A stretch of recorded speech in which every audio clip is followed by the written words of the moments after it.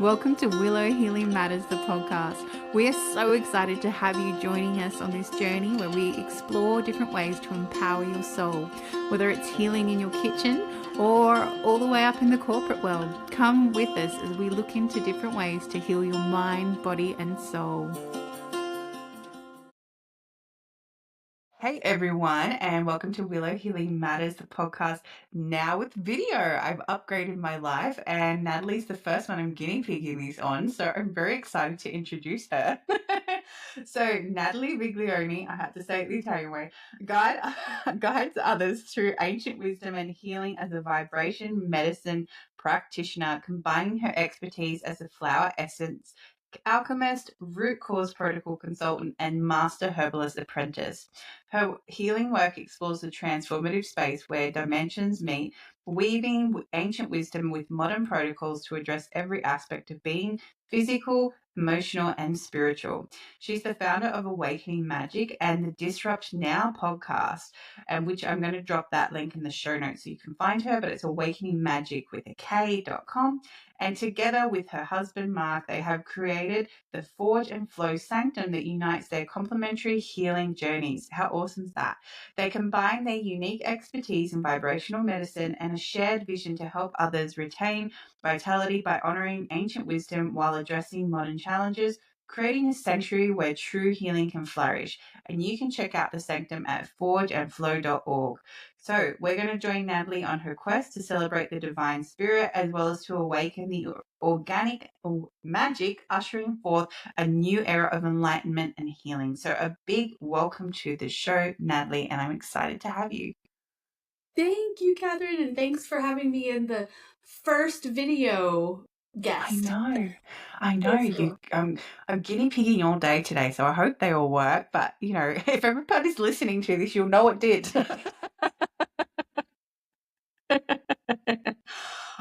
So there is so much to unpack in that little introduction. I feel I'm pulling to the flower essence. So what pulled you to working with flowers and herbs and the wonders of nature? Let's see. Well,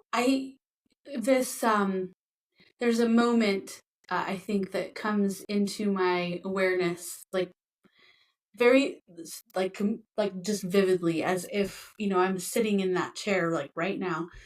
So when I was growing up, I grew up in a really rural, random, in the middle of nowhere place we didn't have like a farm, but we had tons of animals, and we were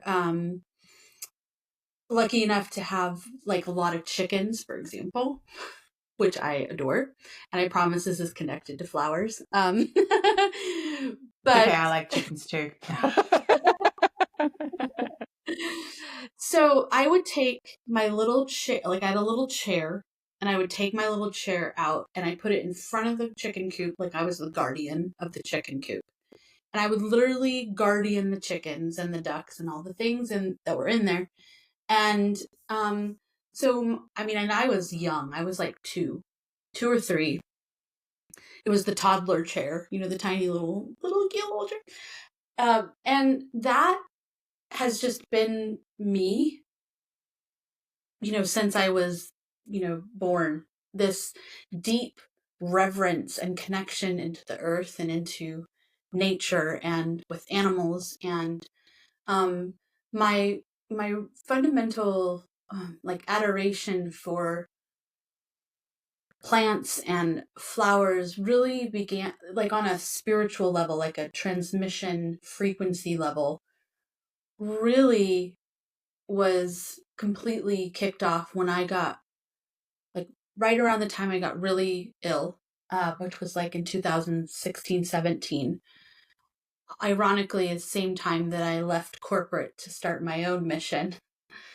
And so it was just that, which a lot of us, anyone with that essence of healer, of shaman, of, we often go through these tumultuous quests of our own to heal ourselves, which makes sense for all the reasons, but also, it's terrifying in the same right because it's just difficult sometimes to manage all those things. But I really felt that, bringing flower essences and really, um, I began to see that all these things are like stargates of frequencies. And when we think about what frequencies are connecting into our field, the spirit of flowers just, it like overwhelmed me with this beauty and magnificence that, and I just like, when I delved in, I mean, like, I'm in and I'm becoming a master. Oh, I'm like in. I'm not gonna like fiddle over here. No, we're gonna dive full into the deep end. Yeah. Yeah. So that's really where it's always been there, but it was really ignited within that whole healing quest and that connection. I can so relate to that because when I was younger, I always wanted to be Pocahontas. I wanted to go run, Mm. barefoot through the wilds, go sit under the mother willow tree, go connect with the animals. It's just like you said, it's this internal pull. Like you really want to connect in with Mother Earth, and and it's like exactly like you said. I had similar. I was in like, well, not in corporate, but I had my own company. And that's when I went through my spiritual awakening, which was actually the break apart of that company. So it's really interesting how spirit puts things into our lives for a reason. And it's always perfect timing. It's always divine timing. It's always exactly how it's meant to be. So then what kind of pulled you into vibrational medicine? Was that at the same time or was that at like a separate point? Well, it was very intriguing. My mentor in the master herbalism, which included the flower essences and included Chinese medicine and included First Nations and indigenous tribe medicine and Druidic, I would say, medicine, because he comes from the same lineage of as I do, and he's actually in Canada. Um, he he really, so that vibrational medicine aspect, he really ignited that angle of seeing it, because I realized, what was part of my biggest learning lesson is, while I've always been a very spiritually connected person, in my own way, like no religious frameworks. In fact, I delved into lots of things and I was like, nope, no, nope, nope. And just kind of went through this long list of things, but it was always my own centering around that. But um, the one thing that when I remember when I would just, I was, it was almost like I hit a brick wall, almost quite literally, from a like feel not feeling good sense. And when I hit that brick wall, it kind of shattered that reality of like almost forgetting all the layers and levels, all the vibrational layers and levels. And so I realized I got really honed in on the physical. And I was like, but wait a minute. There's all these, there's the entire light body of our being is, and so I realized that there's often this either or in healing journeys. Like someone focuses really a lot on the physical or focuses just on the like ethereal, if we will. But what I saw through this all is that the vibrational medicine aspect is the most important, because we have to deal with all of it, and we deal with it, or we assist in different ways, because it's like you don't work with your light bodies in the same way that you're going to detox your liver, for example, Hmm. purifying, cleansing, all of these aspects.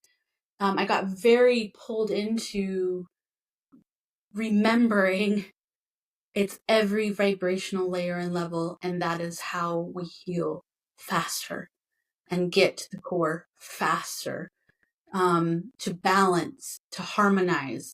So it was that entire experience. And then, through the lens of my Dr. Terry Willard is his name. And he wrote an entire book on vibrational medicine. And I just like exploded with memories. And I call them rememberings, because there's like more than Same. memories. It's encoded DNA going bing. So yeah. Yeah, I fully understand what you're talking about because it's like, because I did a lot of work on my past lives or parallel lives, whatever you want to call them, Right. Yeah. and when you do the work there, often you'll just get the gift reawakened because it's part of that soul fragment. It's encoded in your energy field, exactly like you said, in the vibrations of what made you up. Because a lot of people, they go, oh yeah, your DNA is made up of X and Z. It's like, actually, no, it's made up from your parents, but it's also got your soul imprint on it, which is why you have your divine blueprint. And then it's also impacted by the experiences that you have in your life, because then that will shape how your DNA expresses itself, which they've proven now with epigenetics, and it's just really interesting, like when you take that step back and people, exactly as you said, they miss, you need to work on all layers, because if you only work on the physical, yes, that changes one aspect of your energy body, but it doesn't change all those aspects. So my question when you were talking was, how does she do it? Because obviously everyone has a different way to tap into the vibration. So what's your kind of process look like? Yeah. And that it's interesting how that is always like this ever unfolding magic, isn't it? Because it's like every time something else is awakened, it's just like, oh, ooh, that's a new magical thing to utilize. But the framework, I really come from this lens of the sacred soul, really tapping in, like we were just talking about, all those vibrational, simultaneous, linear, however we want to look at all of those aspects. And this living light library, people say Akashic records, I like to say living light library because it's an ever change. I don't know, I also try not to utilize a lot of words that have been distorted in new agey kind of New stuff. age So spirituality. yeah, yeah, exactly, like religious frameworks that put kind of dogma into things. And so so first, I do a reading, but I don't like to say like it's mediumship or anything like that. It's really like encoding, listening, hearing all these layers that a human maybe not be seeing. That is the most difficult part. Like when we're on a healing quest, is like we can know what doesn't feel good. We can know what we want, but it's the layers in between that maybe we aren't seeing that are, causing these ailments or these symptoms or whatever, or dysregulations to show up in the body. And it's also the same with animals, very much the same. And so first, really looking at the living light library, where's the ancestral roots from the earth bloodline? Where are the cosmic roots coming from? Where is this person angling? How are they angling in to this existence? And then really looking and picking apart these components that these are, it's like, when there's dust on our astral body, those are emotional stuck points. We think that we dealt with X, but actually, it's for me, I'm looking at that layer of saying, no, there's some specks here. And then it's always connected to some kind of event, mostly just massive stress caused by something, and I'm kind of like reading those dusty points where we need to get that shelf all clean and shiny so that everything can begin to flow more openly. And then from there, once I address those aspects, I really look at the where are the minerals, where are there dysregulations happening in the body that isn't turning on enzymatic processes. Because we forget that while we are magic, we are also kind of like an intricate system that has to work. And this gear over here has to turn this on, and then this on, and then this on, and then this on, and this.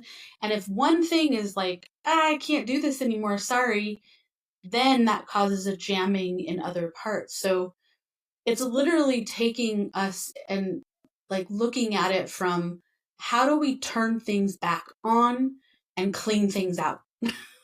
Purify in the most like magnificent purification process that we can ever do. I got this image then when you were talking of like a train line, right? Because a train, a train line has, its sleepers and things. But if one of those sleepers is out, the train won't glide smoothly to get from A to B. So it's like that was the image that Spirit just gave me So then. And I was like, oh, that's a really good analogy. yeah, that's totally it. It's totally Mm, it. Yeah, what yeah. I started to, and blending, not everyone wants to do this, but I also, got trained in reading blood tests and um, hair mineral tests because I think sometimes when you see data telling you the same story that just by intuitively talking about it, it brings it to another level for many. And again, some are like, no, I've done every test known to man. I'm so done with that, which is usually a case, especially in chronic ailments and things. But, there's another level of like, yeah, I actually would like it to see that I would like to see it that way. And the really intriguing thing is it always tells the exact same story. But it's again, you're seeing it physically going, oh, okay. Like, okay. And now we have like targets, directions in which we can move by. Like there's a green optimal level. Just let's get as close to that as we can. We're never going to be perfect. We live here in this realm, which that's a whole other podcast episode, isn't it? To talk about all the toxins. Yes. So, Yes, it really is. so most of us are already pretty aware of all that. Most, not all, but it's a direction. It's never like getting stuck in the numbers either. That's another element. It's like, how do we move away from stress and into more balance? Yeah, and I think what you said there is like not getting stuck in the numbers is so important because often people will then get that becomes their story. So they're like, oh, I've got this going on, I've got this going on, I've got this going. And then they don't realize they're actually making that their identity and then vibrating at that level as well, and that can be part of the battle too because we get stuck in those stories and then we're vibrating in those stories and then we forget to step back out, rather than, oh, this is happening for me for a reason and I should be curious and I want to know why. And this is why I'm going through this. It's like, why is this happening to me? And then you get sucked into that victim mindset, right? Yes, and knowing that you know what, we all get there. We've all been there. I mean, there were times when I was first going through all of the things that there were days when I was like, I don't know. Like I don't know what you really want from me anymore. Like don't know what to say. I'm not doing anything. Or then I got, really like militant towards myself going, you can only do this and you can only eat this and I was like, "Oh my god, now I'm causing more stress to myself." I mean, it's that perfectionist at, all these and it's like it just on every layer and level you just keep breaking yourself down further in a positive way. Seeing where rigid, that's been my biggest I'm very rigid like I will only do this because this is good for me. And it's like, no, where's your play? So I love it. moving through those moments. I feel like we're like kindred souls here, Natalie. I'm like, yep, I can relate to that. And then you dive so hard into it, you end up in burnout because you forget to bring in your passion and you forget to bring in the joy and the fun, and nothing's refueling your tank. And even if it's like, I have to do this, it's divine or spirit or God or universe, whatever, whoever you like listening to, whatever you resonate with, just slot it in there. Don't lose this. But you just, you're just like, oh, I've got to do this. And it's like, actually, no, I'm just going to feel into, where I need to be and what I need to do. And I don't know if you're the same, but for me, I eat intuitively. Do I want to eat? No. Okay, I'm not eating today. Maybe I'm fasting. Do I want to go have, some ice cream? Yes. All right, I'll suffer the consequences later. But right now, my soul wants it. And yeah, and at the same time, you're making a conscious choice and you know the repercussions and what that might Yeah, do to your body, and you've got to yeah, decide, like, do I want to feel that way or don't I want to feel that way? And we've all got free will. We've all got the ability to choose. In the end, you're the one that's accountable to yourself. really. Exactly. Yes, and I think that is the maybe a huge underscore point is this flexibility. Um, it's like there's this fine line, and it's like we got to teeter in between the fine lines to dance. It's a sacred dance of figuring out where, like, there's moments where I've gone and like, no, you know what? I'm gonna go have fun. Let's go have some pizza, and then I really like it was not like okay. So I was like, I'm not gonna do that again. That one's off the shelf, but let's try something else, something, more, it's fun, just not that place, or whatever. And um, finding that perfect rhythm for ourselves is so important. Because if we are, again, that too rigid or too flexible, we're not that those, again, it's not harmony. And so if we dance sort of in that middle, and kind of go over here for a little bit and then like go over here for a little, it's like we can figure out a rhythm that does well for our body and for our vitality. And we're not, cutting off our life force further by doing the things, but realizing that since we're here, there is no, at this point, 100% pure way of living. And just being like, and we have to accept that, and okay. That took me a while. I will not lie about that. Like, that wasn't easy for me. I was like, no, we can make it. We can make it pure. We can just live in a bubble. And I was like, no, no, no, we can't.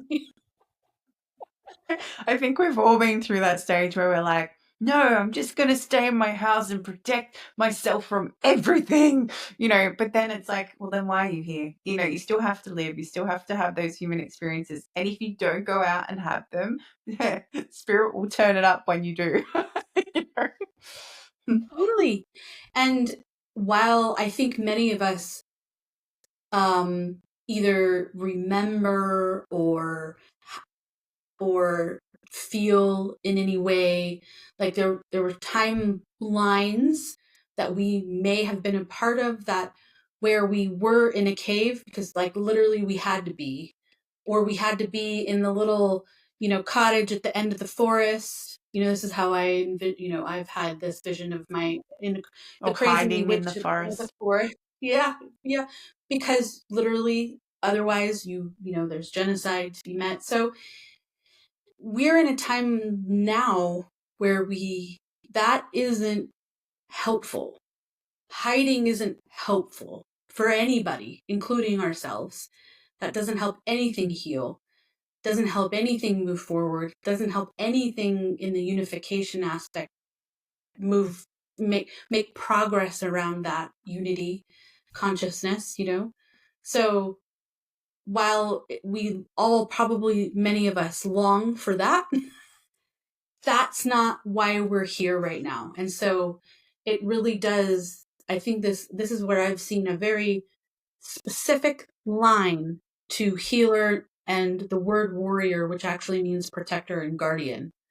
So protector, guardian, and healer, it's one of the same because it takes so much bravery, it takes so much courage for all of us to continue to show up every single day.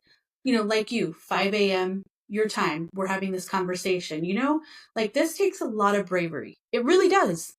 And I hope on some level that, we are honoring our divine spirits in that way. That's literally why I created Awakening Magic, is to like honor that.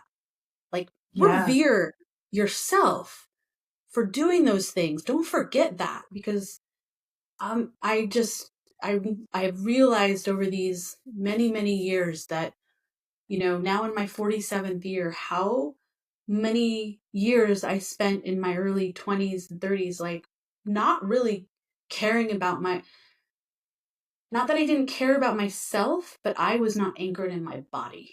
So I didn't actually love my body. That was a huge massive component to this all, is finding reverence for matter, because it matters. It does. It really does. And there's so much you said there that I was like, oh my goodness, she's speaking my soul story. Because I like did this meditation, I met my soul parents, and they said, Mm, you're here to heal without hiding. That is what they told me. So it was so powerful. And I was like, wow, it's just like you've given my soul permission to come out of the cave or to come out of the woods and to yeah. actually, like you said, and then one of my other parallel lives, one of my soul fragments. She is a warrior. So I actually, when I was working with a practitioner in the Akashic records, but the like living light library, that's what you called it. So when I was working with her, she's like, no, you have to strengthen the connection with her because you need the warrior essence. You need that protective fighter, because you're going to go out and you're going to challenge and trigger people because this is what this does. Even with your work of coming back to the body, it triggers people because we've been so conditioned. Oh, I have a headache. I'm not going to ask questions why that headache might be there. I'm just going to have a tablet and numb the symptoms of it. Or, my knee really hurts. I'm going to go to the doctor and see what's going on rather than talking to your knee. And I know that sounds crazy to some people, but you actually listen. There's a message there as well. Totally. Yes. I mean, I think one of the most I have this divine spirit activation. One of the things in the packages is I literally go through every organ, every tiny little essence in the body from the top, from the bottom up. And that practice changed everything.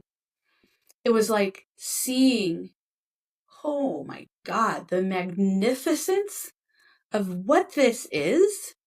I mean, I can hold reverence for animals and plants and trees all day long, but for the human essence, oh my God, like it floored me. I mean, I was already doing a detox, so I was actually doing a liver cleanse and I was doing a coffee enema, so I was already on the floor. But, tears were just, I was just flooded with this, like, like literally that the awe part of awesome. Like it hit me. This is years ago now, but that that was like the full anchoring that I really, for me needed. And I think, it can help a lot of us because a lot of us, when we're in our, a lot of us that come in and sense and we're sensitive to all this stuff and we have a very different, from the time that we're born, which, is certainly my experience. I was born like 2 months early, so, barely didn't make it, really. Many of us have these kinds of crazy stories, and crazy experiences. And so each time, we work through those things, what we're doing is like, it kind of takes us out of our body a little bit more. Was a workout fiend. I was kind of like a work hard, play harder, in corporate world. And that almost just, I mean, that destroyed me. It didn't destroy me, but it felt like it did. And that is a very common uh practice. Work hard, play harder. It's like, oh, it couldn't be more opposite of what is truth. So, Yeah. yeah, There's so much that, conditioning to unpack there, and I feel that would be another yeah, episode in itself as well. So, totally. Yeah. the conditioning of the human slave. No, so there we go. We will have to have another conversation, I think. So maybe not on this platform. Yeah, Exactly. That's exactly. a whole other one too, I cell know, connections. exactly. uh, Now I'm curious. It's like in the back of my head. It's like ask her. How did you come to then intertwine what you do and work with your husband? This is very exciting because I feel this is where I'm going to be in the future. So, Interesting. Yes. So I'm going to drop, you know, a title which I think has a lot of misinformation around it. But, my husband and I are twin flames. We could say divine union. We are beloveds, if we will. And my, the female going out and finding them, it was the whole thing. Like, I literally moved 3,000 miles away with my doggy and my clothes. That was it, from San Francisco to New York City, like all across the country, to find him. And we've been together for 14 years now. But what was really intriguing is last year, 13th year of our being togetherness, and in the 8th year of us being married, we all of a sudden, it was like, it, it was like, Mark, my husband's name is Mark. He was going through this underworld journey of like getting through enmeshment and all kinds of things with, familial issues, whatever. And then all of a sudden, it's like, it just went, it all unwound. And then in 1 year, like, it was just like he became, I mean, he had been working for years to get to that stage, 5 years to be exact, or at that time maybe. But he got into martial arts, and he got into Qigong and Tai Chi, which we both actually are very into. But he took it so as far as he's like, I'm going to get certified as a practitioner. I was like, oh my God, we're here. Like, okay, it's happening. So he became, he got all of his stuff last year.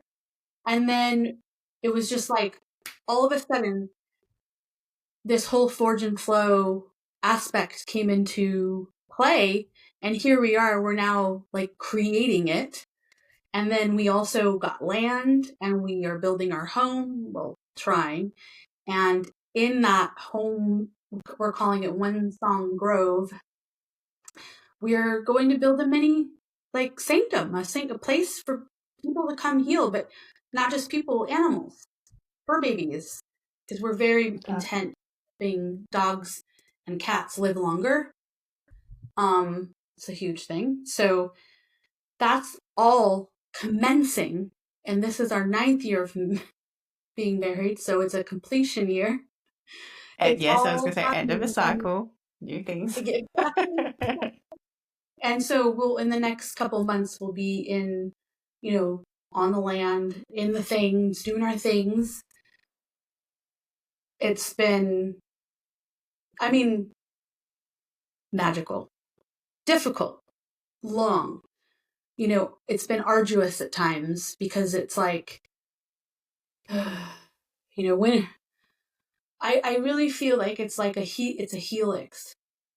And it's like we're kind of going like this, and then the twin flame, the divine union thing is like, one goes up here and the other one's like, hey, can you help me? And you're like, then this one goes down here, and you pull them up. So you're always on this like push and pull, helping evolution. I mean, that's what literally the experience is for, but it's also to really anchor these energies here into this earth again, into this plane, light body again. And so it can be, but we're spiraling together. So we've been on this path, and now it's a spiral, and it's really magical. Like, when I sit back and pull myself back, there's another awe moment of like, wow, wow. Yeah. Yeah, So and this is exciting. it's amazing, and I love your vision and how, you're incorporating the fur babies, because people don't realize how much our pets have been sent to us with pure unconditional love, and that they're there for a reason, and that they'll sacrifice themselves to protect us, or so that we can learn a lesson. And a lot of people don't actually realize that, and how, it's like, oh, but like this stray cat just walked into my life and now it's like my pet. It's like, divine plan. There's more to Exactly. you that you can see. Yeah. Exactly. Yeah. I mean, there's that animal connection, just we have, and I just want to see more of them thrive and live as long as they are supposed to, which obviously is like a divine plan for seeing that happen to humanity too. we've taken on such programming around what age does. Like, oh, it's just Yes. age. It's like, no, no, it's not. Yeah. Nope, It- that isn't It's true. It's funny because I've interviewed quite a few amazing women who set into their stride in their late 50s, early 60s, and they said it's not about age. And one of them actually wrote a book counteracting that because she said we got to stop thinking that you get over 40 and it's all downhill from there, or you get to your 50s and then that's it. It's like no, and it's funny because I used to this person pops in mind, and she used to say to me that she was in her 50s and she said, these have been the best years of my life. She goes, my kids have grown. I'm very independent. I'm fine financially wise. She's like, I feel like I have the freedom to truly be me because I haven't got all these other roles and expectations. So exactly like you said, we put this caveat on age. And it shouldn't be that way. Like my homeopath, she's 82 and she can still make me cry. She's so strong, like, because she does other things. And I'm just like, oh my goodness. I'm like, I want to be like you. And I said, why are you still working? And she looked at her hands and she said, when I wake up one day and I can feel there's no more healing left, then I know I'm done. She goes, but I'm not there yet. And I was like, wow, like how powerful. And, you know, at that age, I'm like, I want to be like that. That's what I want to be like. Exactly. Exactly. And we should be. We should be. This conversation around mineral levels in the body really was pushed into my awareness through my own journey, realizing that even in the natural healing world, I kept getting into this place. I became a case study for natural healers. I was like, I guess there's more to this story. So I'm going to say, okay, well, why is this happening? And taking it on as like, that's my quest. I need to figure out the why. And it led down these pathways into, okay, well, if we can get the mineral levels in our bodies functioning to the right, more, I should say, more optimal levels, then our body doesn't age in the same way.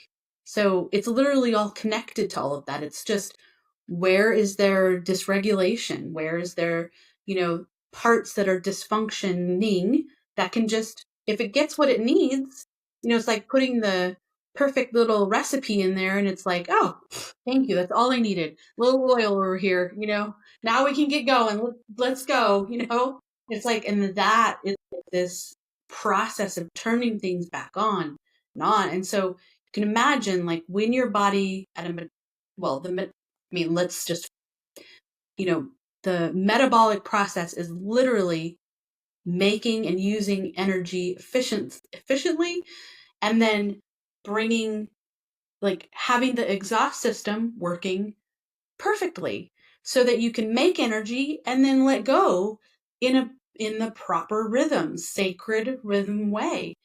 And that's really where, there's so much magic to be unpacked just in that alone. But the whole metabolic thing it is extremely profound, extremely complex, but it is really sort of simple if we just break it down to, like, give the body what it needs, and every body is truly going to be unique in that way. And stuff starts working and your vital life force just starts operating and you're like, wow, I feel Yeah, amazing. exactly. And then you're in flow, right? Because it's like the extra energy that it was taking to make your system balance, to make your system function, is not needed there. So all of a sudden you have excess energy to do things that you are really passionate about and that you love, and then you can go into that flow state. Exactly. Yeah. Exactly. Yeah. And as we start to finish our time together, Natalie, I feel like we could talk all day, but we have to finish up. So if you could change or heal something in the world, what would it be? Hmm. Yeah, I love that question. And the greatest vision um is related to this. If humanity heals faster and faster, meaning realizing that healing needs to take place, the purification needs to take place, and we're moving in that direction. And there's more people turning that on or restoring that, if we will, as they're remembering to celebrate their divine spirit within them. That's where all the magic is. That's where everything lies. Then I feel that when that happens, it actually automatically triggers the remembering of, we're here as guardians of this earth. We're here to treat this earth and all of its living creation with absolute reverence, respect, honor, to have integrity, to live in truth, to, live as nature, and to utilize our wisdom and our knowledge to share with others so that we can keep this generationally going now forevermore. And then that places us back into that divine space where we're actually part of the universal stream of life. That is like getting in total touch. I just love the word magic, because I really feel that is magic. Because if that can happen, then that vibration trickles out faster. And I kind of see this trickle. It's like this, the rock in the on the lake that just has the ripples that just keep extending and just doesn't stop. I feel like that's what's being created right now, and that is the greatest vision that I hold. Yeah, and that's so needed and so beautiful. And I don't think people realize how powerful it is just to work on themselves and that ripple that can vibrate into life as well. So, where Yeah, can they yeah, find yeah, you? yeah. Yeah, well, forgeandflow.org. We are, depending on when things roll out, but we're building the wait list, and then we're going to be launching this year to build the sanctum, or to have people actually come in through the doors. But we will have like a local regional aspect to this too. We're in Eastern Tennessee, in the US, and Awakening Magic with a K, .com is the other spot. So those two places are the best places. Beautiful. And thank you so much for this journey, Natalie. I feel like I've just met a kindred spirit on the other side of the world. I love And I it. know we are on the other side of the world too. I know exactly. Amazing. And I'll make sure that everything's in the show notes. So if anyone wants to connect with you, they can 100% find you. And yeah, thank you so much for being on. Thanks, Catherine. Thank you for listening to Willow Healing Matters, the podcast. We have so much love and gratitude that you have taken the time out of your day to empower you on your healing journey. The views shared by the person being interviewed might not necessarily reflect that of the host and should be used at your own discernment. Trust what resonates for you and follow your heart and soul guidance. If you have any underlying medical conditions or mental health issues, please consult with your healthcare provider before pursuing any of the recommendations. Likewise, you can always contact the person being interviewed to find out more information. This can be found in the show notes. Remember to activate, align, heal, empower, and find love in everything that you do.